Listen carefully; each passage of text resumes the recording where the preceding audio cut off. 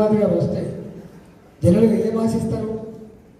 అయ్యో నేను 15 నెలలు అవుతుంది వచ్చి ఆ 317 జీవో నా టీచర్ల కన్నీళ్ళు పెట్టించింది, నా టీచర్ల సావులకు కారణమైంది, దీన్ని రెక్టిఫై చేస్తా, నాకు 15 నెలల టైం సరిపోలేని చెప్పి అడుగుతానని చెప్పి ఆశించాను.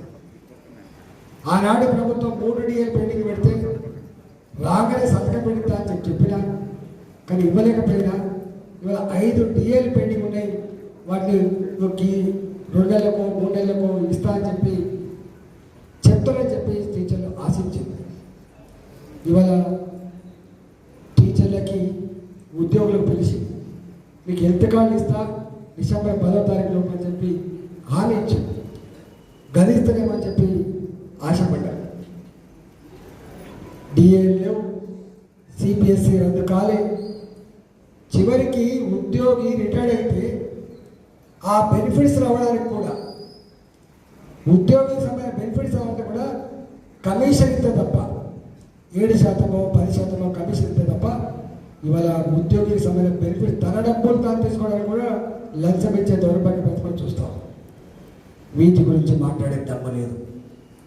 కానీ వాళ్ళే చెప్తున్నారు ముఖం లేదు. ఇక్కడ నాకు తెలిసి టీచర్ ఎమ్మెల్సీగా ఒక క్యాండిడేట్కి ఏమని చెప్పేటువంటి ముఖం ఆ పార్టీకి లేదు. ఇంకో పాత పార్టీ అయితే దానికి అభ్యర్థి లేడు. ఇవన్నింటినీ ఇప్పుడు నేను చెప్పిన వాటితో పాటుగా అనేకం ఉన్నాయి. కేజీబీవీ స్కూళ్ళల్లో ఉండే టీచర్లు కానీ, నాన్ టీచింగ్ స్టాఫ్ ఉండేటువంటి సమస్యలు కావచ్చు, మోడల్ స్కూళ్ళల్లో ఉండేటువంటి ఉద్యోగులు కనీసం హెల్త్ కార్డు కూడా లేకుండా ఇబ్బంది పడుతున్న పద్ధతి కావచ్చు. ఇట్లా ప్రైవేట్ కాలేజీలలో ప్రైవేట్ స్కూళ్ళల్లో ఏ గవర్నమెంట్ అయితే ఫీ రియంబర్స్మెంట్ చేయాలో 2021 నుంచి ఇప్పటిదాకా చెల్లించక చివరికి వాళ్ళతో జోకులు వేస్తున్నాడు. ఈ డబ్బులు ఏమని పోతే జోకులు వేస్తాడు. సెటిల్మెంట్ చేసుకున్నదా నీకు ఎంత ఇవ్వాలో, నీకు 20% ఇవ్వాలా, 30% సెటిల్మెంట్ చేసుకున్నది అంటారు. ఇలా కన్నీళ్ళు పెడతారు.